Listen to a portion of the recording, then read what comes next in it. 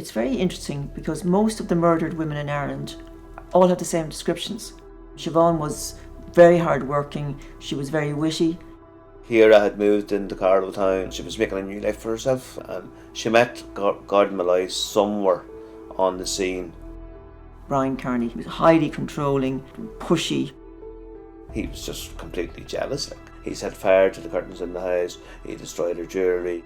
He moved in there, he premeditated every single bit of it. In the car I said to Aisling, he's killed her. He's absolutely killed her. They told me Ciara was dead, and I said yeah, and Gordon Malloy killed her.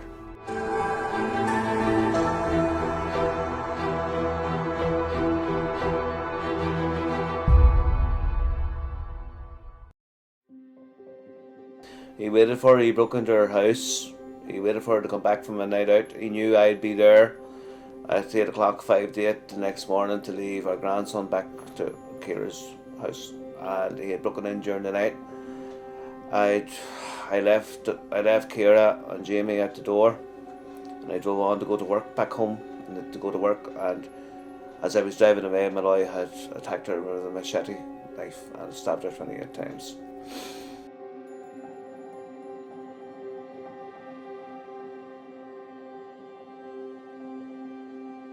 As I was driving on, and the only thing in my mind that day was, did Paddy get to work in Dublin? Will Jamie get to school in time with Ciara, and will I get back to work in time, back in Newtown School? And all the time Malloy was murdering her only child, our beautiful daughter.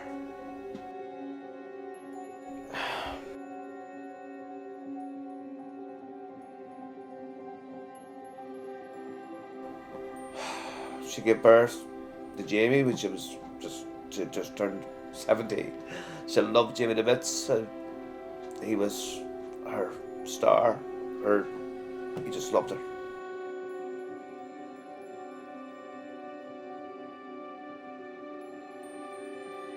Jamie started school in junior infants in Carlow town, and Ciara decided that she knew she wanted to go back to college anyway, and she had an enrolled in St Catherine's College, and she was going to college when Jamie had started back at junior infants, and she was making a new life for herself, and she just wanted to educate herself. She had plans to be a teacher, or she just, her plans. She even said to me, she says, "Daddy, once Jamie goes to school, I'm going back to college. I'm going to make my life for myself, and I'm going to make a name for myself." And that's what she'd done, and that's what she'd planned to do. And she had a little part-time job to pay for whatever extras she needed.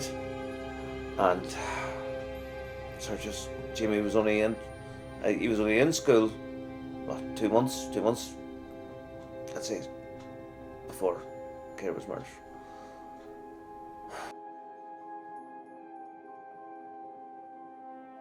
She was 11, maybe 10 or 11, and I was going to school, and you'd just be driving to school thinking, oh God, I'm going to work. But I had to drop Ciara at her school. Ciara didn't go to the same primary school I taught in, and I was coming around this roundabout, and it was a mad roundabout. There was traffic everywhere, and I said, I don't know why we were talking about it. I says, Ciara,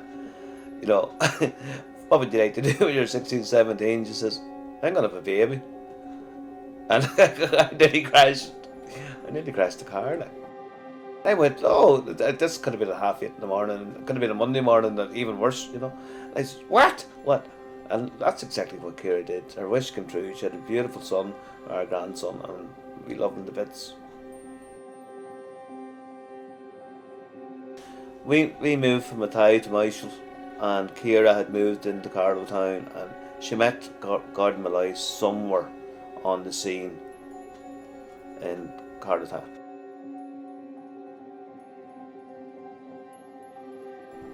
And the first time, I remember the first time myself and Ciara were going to a Wolf Tones concert in Carlow town. She bought it for me from she bought 2 tickets for my 40th birthday, and myself and Ciara, she bought them actually for me and Ciara. She didn't buy it for myself and my wife, Patty. Ciara loved the Wolf Tones, and we were going in the Carlow town that night, and pulled up at Ciara's door, and Ciara jumped into the car with me, and there was a fella standing outside, and I says to Ciara, "Who's that lad?" She goes, "Oh, that's Gordy." And I went, "All right." And I said, "Who's he?" "Oh, that's my boyfriend." And I went, "Okay." So we actually went into, it was either Chuck Dolman or the Carpenters or somewhere, and there was a sign on the door saying that the concert had been cancelled due to a death in one of the families at the Wolfstones. And so the next thing, we had to leave Ciara back, and we stopped outside there around Miller's pub, Boyle Sports, outside that kind of area of Carlow Town, and Ciara got out of the car, and Gordon Malloy was there again, and Ciara gave me a kiss and a hug, and I says, "Look, love, you keep the tickets for cash to bed, and let's just have a drink, and some other time I'll go for dinner." And Malloy turned around and goes, "Who's that man? Who's that man?" And Ciara says, "That's my daddy, I've told you that." And that's when I realised straight away, like, that was the first time I had met him, really. He was just completely jealous, like, he's just like, you know, she was hugging her dad, like, and the first question is, "Who's that man?" You know?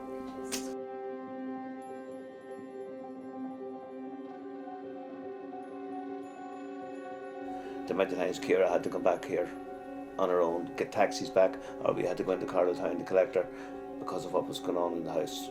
And he wouldn't leave the house.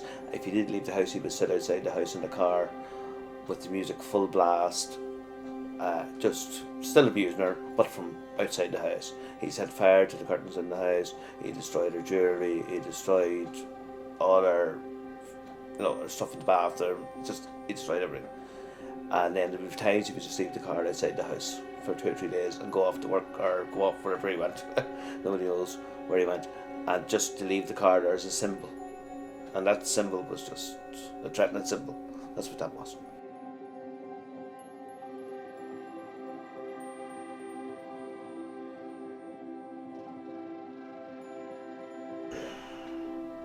As I say, that morning I drove off, and I got back home here, and I got washed and changed and went down to the school. And the funny thing was, a man came to our school that day about 2 o'clock, and he had those, what do you call them, miraculous medals, and he was giving them out to the children. And he'd called at my classroom door, because there was a door right beside my classroom. It was actually the wrong door. He should have came to the top door, but and I answered the door, and he goes, "I'm such and such, and I have medals to give out to the children in confirmation class." And I went, "But," I said, "I'm not the confirmation teacher." I said, "But sir, come in." And then he realised he was in the wrong school, because he should have been in the school a couple of miles away. And he gave me a miraculous medal that day, and he says, "You should keep that for yourself." Within an hour, I drove up to the door here in the Gardaí, at the door. They told me Ciara was dead. Well, actually, no. They told me Ciara was dead, and I said, "Yeah," and Gordon Malloy killed her. And the detective says, "How do you know?" And I says, "Because I know."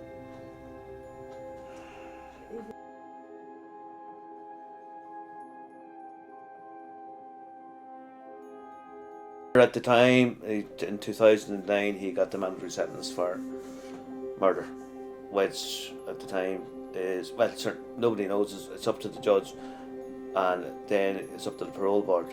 But after 7 years of Malloy being found guilty, we had to go to, well, we didn't have to go in front of him, but we had to submit applications to the parole board to keep Malloy in. He's allowed after 7 years. Now, under the new system that's come in last year, the year before, after 12 years, Malloy was able to apply for parole after 7 under the old system. So we've actually had 3 times we've had to put in submissions to parole board to try and keep him in. And now he's still in, but that doesn't mean he won't get in after the next application. He won't get out, after the next application.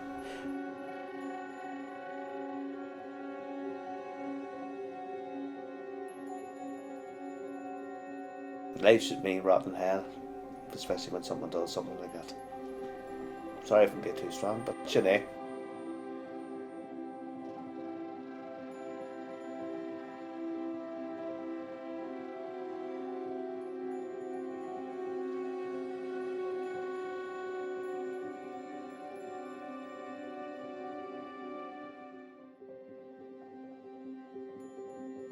Siobhan was very hard-working. She was very witty.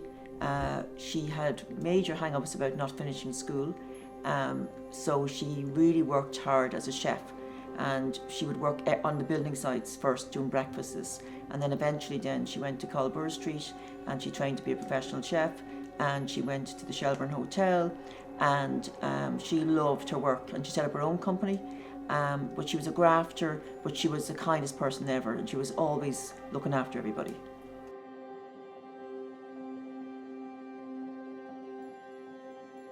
She was working on the vegetable section in the Shelburne for nearly a year. I mean, can you imagine chopping vegetables every day, like for a year?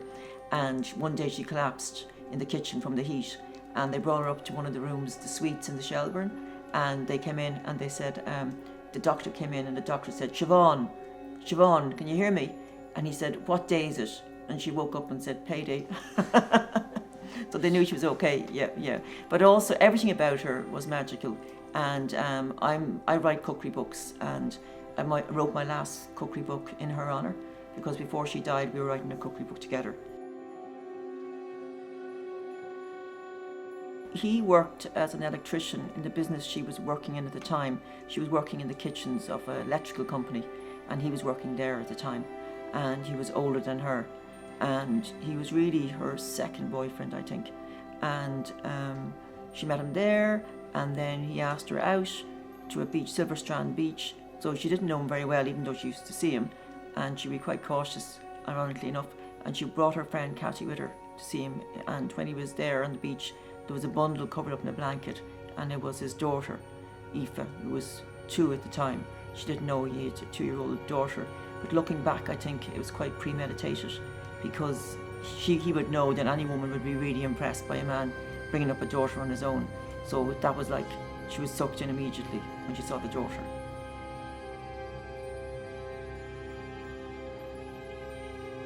When we met him, we couldn't understand the connection. We couldn't understand anything that she found attractive about him. He was small, not that there's anything wrong with small, he was like a box from IKEA. There was no personality, he was boring, he spoke very little. He immediately tried to isolate her from the family because we have a large, close family, and he immediately, like they always do, they isolate you from the family, and they don't like your friends, they didn't like her friends, he didn't like us, so we didn't like him either. It was mutual. In fact, my mother always says, my mother's a lovely lady, she's still alive, thank God, and she said the first time he stuck his hand out to her to shake hands, she didn't shake hands with him, which is unheard of for my mother. She just said she got this really bad feeling about him. He was highly controlling, pushy, and just like indescribably boring. He had no presence. You wouldn't notice him in a room. I think he came to the cottage here for dinner once, and he just talked about prawns, like how nice the prawns were that Siobhan used to make, and food. And he ate very like a savage. Siobhan was a really lady, very dignified, and he would eat, like throw food into him like with like a savage. We could never understand the attraction. And then I said to Siobhan, what is the attraction? What do you see in him? And she said the worst words you could ever hear. She said, he's safe, she said. He's not a womanizer, he doesn't drink, he doesn't smoke, and he's safe.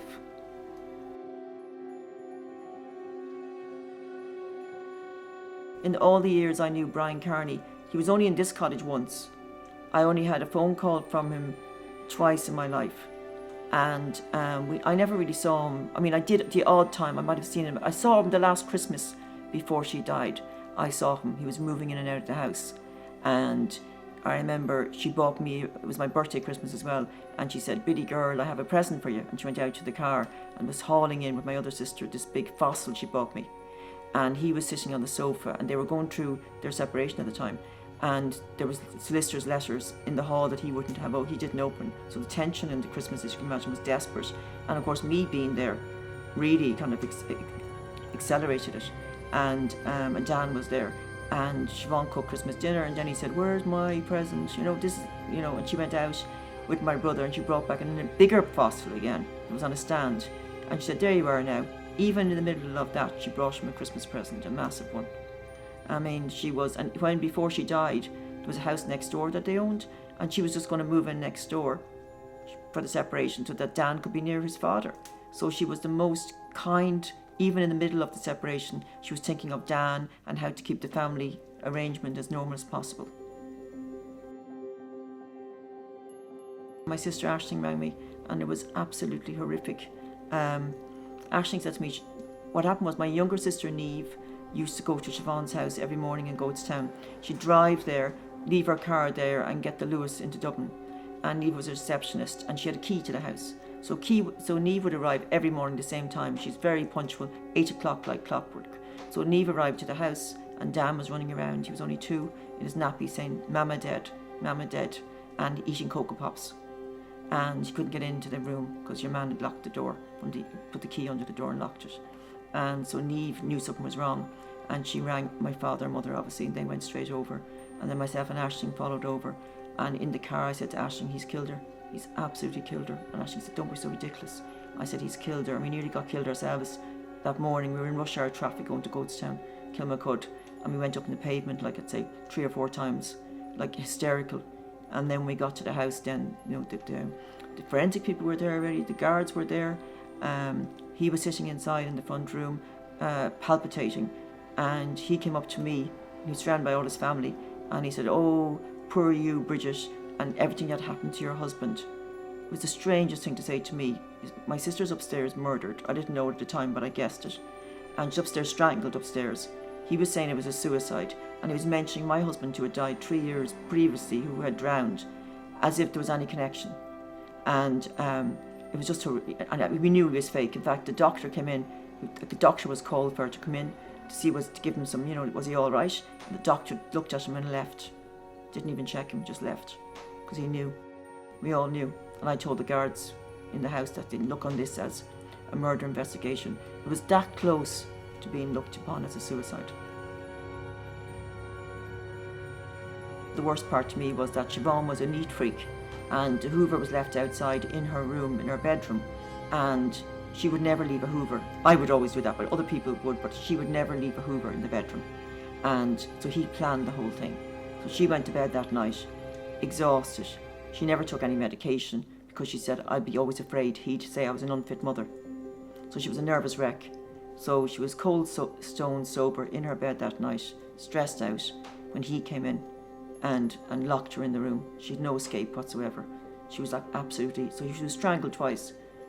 He imagine being attacked in your bed, and he strangled her first and it didn't work, and then he tied the lead around her of the electrical Hoover and then hung her over the door like an animal, as if you wouldn't even do it to an animal obviously, but hung her over the door of her bathroom door that I had spent many times having a shower in, having the chats with, and he hung her over the door there, and she finally died. But it was just beyond words the death he gave her, because all she would have been thinking about would be, he's going to kill Dan. That's what she would be thinking of. I know that. He's going to kill Dan, or has he killed Dan? That's what she would be thinking of. So it's surreal that she's not here. Surreal, because we were so close. We were like twins. All our family were really close. And myself and herself were particularly like twins. The last thing she gave me was a Madeleine cake tray for making Madeleine cakes, which I haven't used and won't. It's gone rusty actually. So, yeah, that was Siobhan.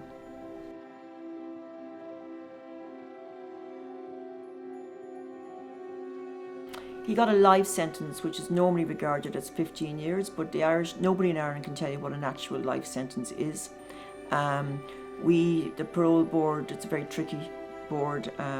They contact us when he's, up for parole or whatever it is, but he has never admitted to the crime, and he's never shown any remorse. In fact, I can tell you this because the whole family have looked on us as the cause of his demise. Yeah, and they hate us, the whole family, all the Carneys hate us. It's been an absolute horror fest, and it's ongoing. If he's released, I will be horrified and will feel let down by the justice system. At the moment, I don't feel let down by them because he's still in there. But if they leave him out after 15 years, I will be absolutely horrified. My mum said she's going to chain herself to the gates of the Department of Justice, and I think I'll probably do the same. He is an absolute animal. He is a predator. He is a premeditated, remorseless, cold killer, and who took my sister's life in a place that she felt safe. He moved in there. He premeditated every single bit of it. even put the key under the door and left his 2-year-old son in the house on his own with his dead mother upstairs, crying for her, and he gave him a bowl of Cocoa Pops. And then he went off to work. And in fact, I actually think if my poor sister Neve had arrived, she was a bit late that morning, if she'd come at a normal time, he probably would have killed her too.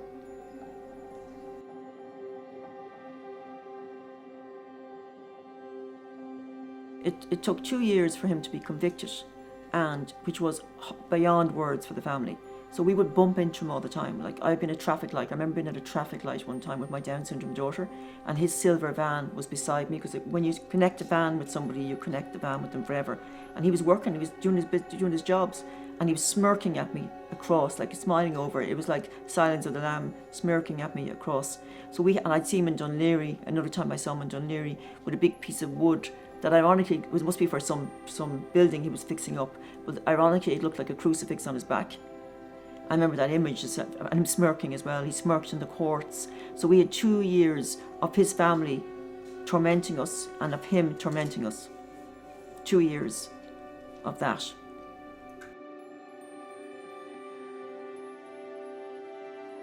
Lifelong prison should be a life. We haven't got Siobhan. Why should his parents or his family have him? Or why should, more importantly, he have them? We haven't got Siobhan. He took the light out of our lives forever. And the 15th year anniversary was the 28th of February this year. And it was like a complete bomb on the family again. People say 15 years, she must be used to it by now. There's this word closure really upsets us. How can you forget a living life force that you absolutely adored and brought the whole family together and brought nothing but fun, humour, joy? You're meant to just forget that she didn't exist, like put it out of your brain. Doesn't happen. There is no such thing as closure. We will always be traumatised by this. We all have post-traumatic stress disorder. My dad found her, my mother found her. I mean, we saw her in the coffin. We saw her in the coffin with her black mark around her neck. We saw her with her face transformed. We saw her black fingertips. We had to look for a scarf on the day of the wake to hide her marks around her neck. She looked horrific, absolutely horrific in the coffin. And she looked tortured, like she had been tortured. So we saw all that ourselves. We were witness to it, and we'll never forget it. The horror of it.